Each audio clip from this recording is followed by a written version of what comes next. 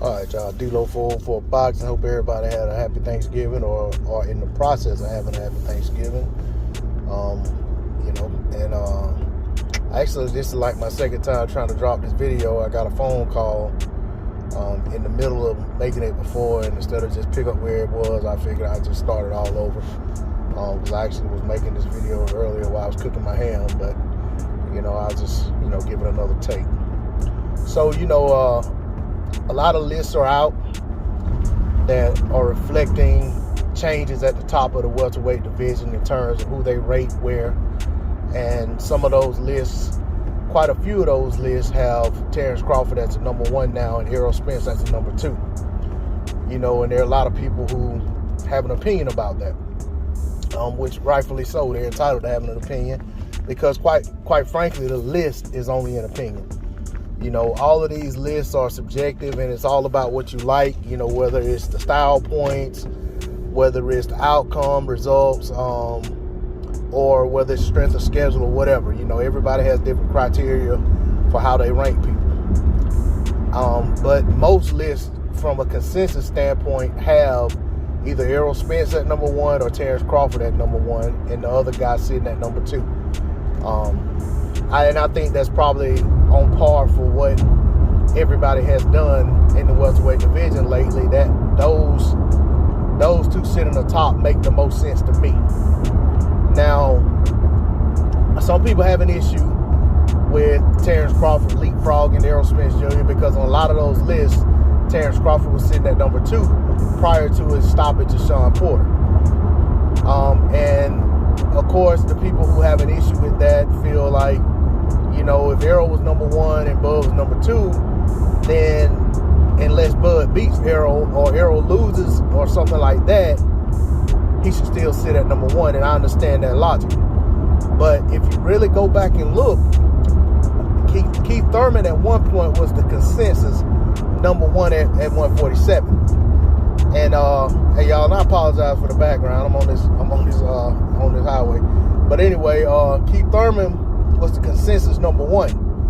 And essentially Errol Spence Jr. leapfrogged Keith Thurman without beating him. And he leapfrogged Keith Thurman before Keith Thurman took that loss to Manny Pacquiao.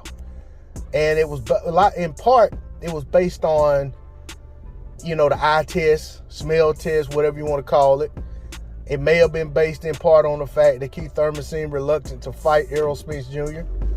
But at the same time, the results were that Errol Spence Jr. was going out beating some of the same people that Keith Thurman had already beaten. And a couple of them, he may have beaten, more decisively. So that put Keith Thurman, down the list, put Errol Spence at number 1. And I dare say that probably a lot of the same fans who have an issue with Spence losing his position at number 1 probably didn't have an issue when he overtook Keith Thurman to become number 1. But ultimately, at the end of the day, it's just all, it's all opinion. And, until the guys actually square off in the ring, you don't really know who's the better welterweight. You're just saying that based on what you see, you think he's the better guy. Because, if you look at Keith Thurman and Errol Spence Jr., when they both fought Leonard Bundu, Errol Spence Jr. beat Bundu more decisively. And a lot of people, really kind of felt like, okay, that meant that he beat Keith Thurman, and then, of course, later on, he, beat Shawn Porter, and then eventually Danny, but by the time he fought Danny, he was already considered number 1. But, and quite frankly, Keith Thurman really did a lot of the same things at 147 that Errol Spence done, and if you're really honest, he actually has a better resume at 147 than Keith Thurman.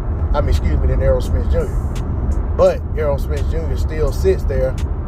He still sat above him at number 1. And everybody was cool with it, including myself. And part of that had to do with the inactivity of Keith Thurman. And right now, Errol Spence Jr. kind of been inactive himself. So I think Errol Spence Jr. and Terence Crawford are going to flip-flop at number 1 and 2 probably every time one of them goes out and has a good win, because if the other guy's inactive. So if Errol fights in February, it's not against Terence. Terence doesn't have a fight it hasn't fought at that time or he isn't fighting, Errol will probably overtake him with an impressive win over someone. And then we'll have the same conversation all over again, just in reverse. But I really think that, these guys are just going to flip-flop until they fight. And the only way to really settle who's number one is for those guys to get in the ring versus each other. And let's have a definitive answer as to who is the big dog atop 147. And even if that's the case, you're still going to have other people having a claim saying that, they could beat one of them. You know what I'm saying?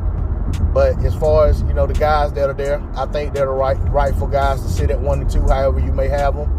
I actually haven't even put much thought into it. I've maintained that Bud Crawford is my number one at, in the pound for pound conversation.